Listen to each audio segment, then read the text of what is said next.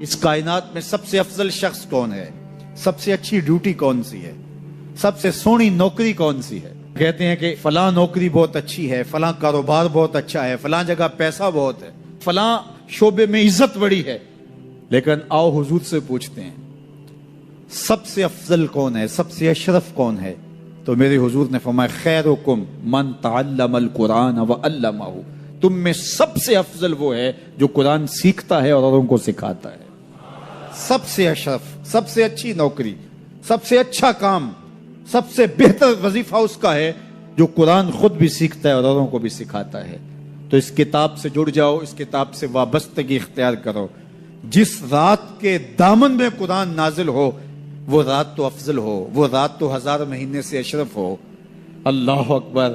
تو پھر مجھے بتاؤ کہ جو قرآن کو اپنی روح میں بسا لے، جو اپنے اعمال کو قرآن کی تعلیمات کے تابع کر دے، جو اپنے دنوں کو قرآن کے اجالوں میں گزارے، اپنی راتوں کو قرآن کی تلاوت میں بسر کرے، دن کی تنہائی میں اور رات کے اجالوں میں قرآن پڑھے، بتاؤ وہ کتنا اشرف ہوگا۔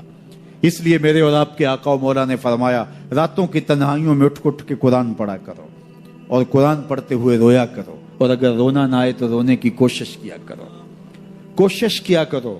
رکت پیدا ہو جائے تمہیں قرآن کی تلاوت کرتے کرتے۔ حضرت داتا گنج بخش علی حجویری علیہ رحمہ سے ایک مرید نے کہا حضرت اگر رونے کی کوشش کریں پھر بھی رونا نہ آئے، فرمایا پھر اپنے مقدر پہ رویا کرو۔ تم اتنے سنگ دل ہو گئے ہو کہ تمہاری آنکھیں آنسوں کا خراج نہیں دیتی ہیں۔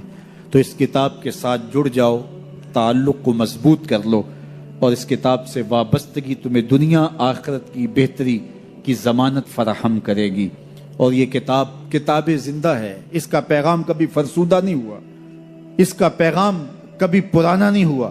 ہر دور کے تقاضوں سے یہ کتاب ہم آہنگ ہے، اور یہ کتاب ہر شخص کی ضرورت کی کفالت کرتی ہے۔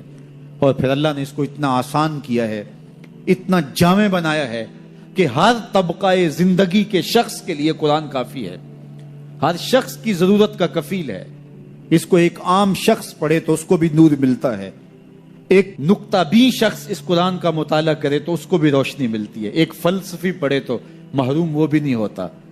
جو بھی اس قرآن سے پڑھے، دیکھیے کچھ کتابیں ایسی ہوتی ہیں وہ بچوں والی ہوتی ہیں، جو پڑھے لکھے لوگ ہیں ان کی کوئی دلچسپی وہاں نہیں ہوتا، الف انار اور بے بکری میں انہیں کوئی دلچسپی نہیں ہوتی۔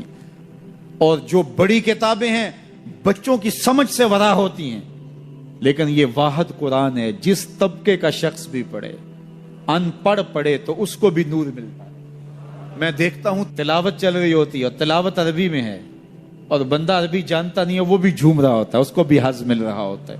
یہ کتاب ہر طبقہ زندگی کو روشنی دیتی ہے، یہ قیامت تک آنے والی انسانیت کے لیے رشد و ہدایت کا صحیفہ ہے۔ اس کتاب سے جڑ جانے سے بلندیاں نصیب ہوتی ہیں۔ جس رات کو یہ کتاب اترے وہ رات تو لیلۃ القدر کہلائے، اور جو شخص اس کتاب سے وابستہ ہو جائے اور اس کتاب کو اپنی روحوں میں سمو لے، وہ ذی قدر کیوں نہیں ہوگا، وہ عزت کا مالک کیوں نہیں ہوگا، وہ شانوں اور عظمتوں کا مالک کیوں نہیں ہوگا۔ تو آئیے میں اور آپ اس رات کی ان خوبصورت پہنائیوں کے اندر اور ان حسین لمحوں کے اندر کتاب اللہ کے ساتھ جڑنے کا عزم کر کے اللہ کے حضور دعا کے لیے ہاتھ پھیلائیں کہ اے اللہ ہمیں اس کتاب کے ساتھ جوڑ دے۔ یہ کتاب زندگی بخش ہے، اللہ پوری امت کو اس کتاب کے ساتھ جوڑ دے۔ اقبال کہتے ہیں فاش می گوئم آنکھ در دل مزمرست، این کتاب نیز چیزیں دیگرست۔ جو میرے اندر چیز چھپی ہوئی ہے اس کو کھل کے اگر بتاؤں، یہ کتاب نہیں، یہ کوئی اور ہی شے ہے، یہ زندگی بدل شے ہے، یہ حیات ساز کتاب ہے، یہ زندگی کو روشنی اور اجالوں سے بھر دینے والی کتاب ہے، یہ پستیوں سے اٹھا کے بلندیوں تک پہنچانے والی کتاب ہے۔ اس کا حرف حرف روشنی ہے، اس کا لفظ لفظ اجالا ہے، یہ زندگی کو زندگی کا حقیقی نور دینے والی کتاب ہے۔ اس سے جڑنے والے کبھی محروم نہیں ہوتے، سرخرو اور سربلند ہوتے ہیں۔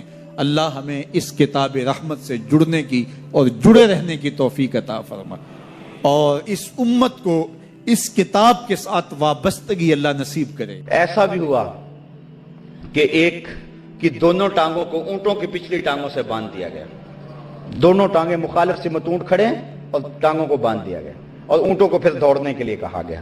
جب اونٹوں کو ماری نا چابک اور یہ جسم لگا چرنے، اور سرخ سرخ قطرے گرنے لگے. اب ظاہر ہر ایک کا خیال تھا کب چیخیں گے اور ہم ہنسیں گے، لیکن کیا ہوا؟ جس شخص کا بدن چل رہا تھا اور سرخ سرخ قطرے گر رہے تھے، اس نے کہا فزت برب الکعبہ، فزت برب الکعبہ، فزت برب الکعبہ، کعبے کے رب کی قسم میں تو زندگی کی بازی جیت گیا ہوں. جانا تو تھا اس دنیا سے، یہ کیا حسن ہوا، کیا خوبی ہوئی کہ یار کے نام پہ جا رہے. اللہ اکبر. عمار ابن یاسر کو آگ میں رکھ دیا گیا اور کافروں نے کہا کہ کوئی آرزو. اللہ اکبر. تو حضرت عمار ابن یاسر کہنے لگے کاش اس لمحے حضور کی زیارت نصیب ہو جائے. بندہ مٹ نہ جائے آقا پہ تو وہ بندہ کیا ہے؟ بے خبر ہو جو غلاموں سے وہ آقا کیا ہے؟ دور طیبہ سے جب بھی میں تڑپا کبھی، ان کو حالات کی سب خبر ہو گئے. حضرت عمار ابن یاسر کی آنکھوں میں آنسو آ گئے، ابھی حضور نہیں پہنچے، اور ان کو پکڑ کے آگ میں ڈال دیا گیا. کافر سمجھے ڈر گیا. تپتے ہوئے کوئلوں پہ آگ میں جانا اتنا آسان کام تو نہیں ہے. آدمی کہہ تو لیتا ہے، لیکن جب عملاً اس مرحلے پہ پہنچتا ہے پھر پتہ چلتا ہے کتنا مشکل کام ہے. جب حضرت عمار ابن یاسر کو آگ میں ڈالا جنا، آنکھوں میں آنسو آ گئے. کافر سمجھے ڈر گیا ہے.